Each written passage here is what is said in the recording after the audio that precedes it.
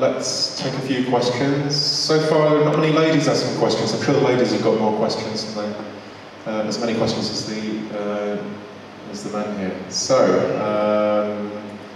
hands up if you want to ask. Thanks for anything. Mel.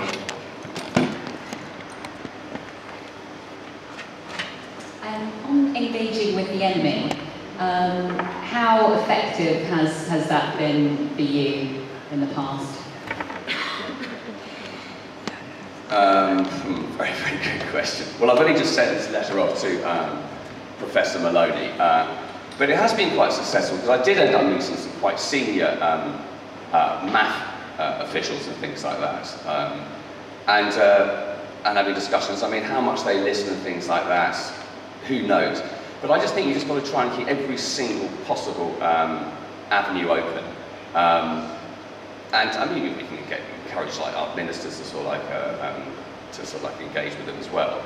But I just think we've got to realise they are human beings, you know, and if we can sort of like just press the, you know, human button, it's obviously sort of like got a lot of layers of like crust all over it because they've managed to suppress their true selves quite successfully to actually get to the positions that they are. But I think this is what I'm saying as much so for myself now, because I'm not going to be able to do any more direct actions like this. I'm marked for good now, so this is probably as much as anything else. I said that for myself, but I just think it's a good thing to do. That's what I'm going to try and do anyway. Okay, thank you. There's a question from Chris over here. Thank you, Peter. Superstar. I'm so impressed, I really am. I've got this farming stock in my past. I almost realised you were not back, actually. What I'd like to know, apart from your brilliant involvement in such important things, you also talk about the practicalities of your working life as a farmer. And that is very important in the issue in terms of the economic viability, the smaller farmer, and all those sorts of things. I just wonder if you have anything to say about that, because of course that is one of the most impressive parts of things in life. And this is what Occupy has to think about. One can have all sorts of amazing ideas about how it should be different and how bad things are, but one has to have alternatives which really hit people between the eyes in terms of the practicability. If you can do that, you can get people on board. If they're iffy and buddy, and an awful lot of iffy and buddy people out there, as we all know, it's much more difficult. Thank you. Thank you. That's a very good question, and I'm going to enjoy answering this one. I've got far fewer Highland cattle than I used to have. I used to have sort of like quite a lot of them and everything like that. And as I said, the beauty of them is they overwinter outdoors, right? My only cost at the end of the year now, as I say, is much smaller, is £150 a year for the contractor to come along and do the big baling.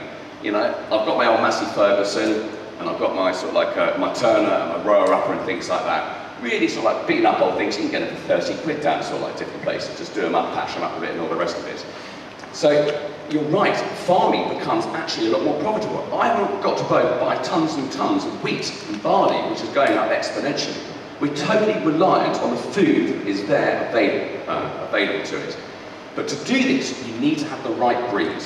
Now, my cattle, their skin, slaughtermen hate it when I take them up to, I take them up to Combe Martin, and I hate taking them up, obviously, so that's the really real downside. But it's a small abattoir, so it's much better than those hideous big abattoirs. But they say the skin's 4 times thicker than like sort of like a Linezan or a Charolais or something like that. And that's because, you know, they're Scottish, and so they're sort of like, you see those animals up on the Scottish moors and things like that in the middle of winter, snow everywhere. They're absolutely fine. Mine simply don't feel it. But we need to start changing the breeds and going back to more traditional breeds. Devon's can do it. Gerald Miles has the Welsh Blacks, his overwinter outdoors and things like that. There are the breeds out there. We need to go back to those traditional breeds. And it's, as I said, not fit on every sense. You know, eating sort of meat from cereal-fed cattle is bad for you. But eating meat from like just grass-fed is good for you. Yes, Helena. I just wanted to ask about how members of the public can get involved with farmers. I mean, they've been talking at the agroecology kind of meetings. There've been discussions about people investing in just, you know, paying a certain amount of money every year. Going to farmers' markets is obviously important. I just wondered what else you would recommend for people living in cities to make that connection? What's the best way? Well, I think allotments are very, very important. You know, for more of us who can get allotments, the better. And I mean, a lot of friends that I've got up in London have their own allotments and things. Sorry, what's that? Melanie? No, carry on. Oh, right. And yeah, sort of like farmers markets and things like that. And there is a lot of good food you can get up in London, I believe. I mean, I'm not a Londoner, so I don't know. But a lot of friends of mine up here, they certainly sort of like, they're very careful about where they shop, and they do sort of like, they do just buy this sort of food. But it's harder and harder to get like meat from cattle just fed on grass and hay, you know, because the way the whole agricultural system's sort of like going. But we can demand that, you know, we're the consumers at the end of the day. But the thing is we've got to get that message out. We've got to tell our friends about it, you know. It's all there on the net, the information. And we need to get more informed and inform other people, and then demand, I would say, sort of like, you know, from the shops, the butchers, the bakers, the cannons they make, or whatever, that they produce the food we want. Okay, thank you very much, Hector. It's great to have somebody who's actually gets their hands dirty.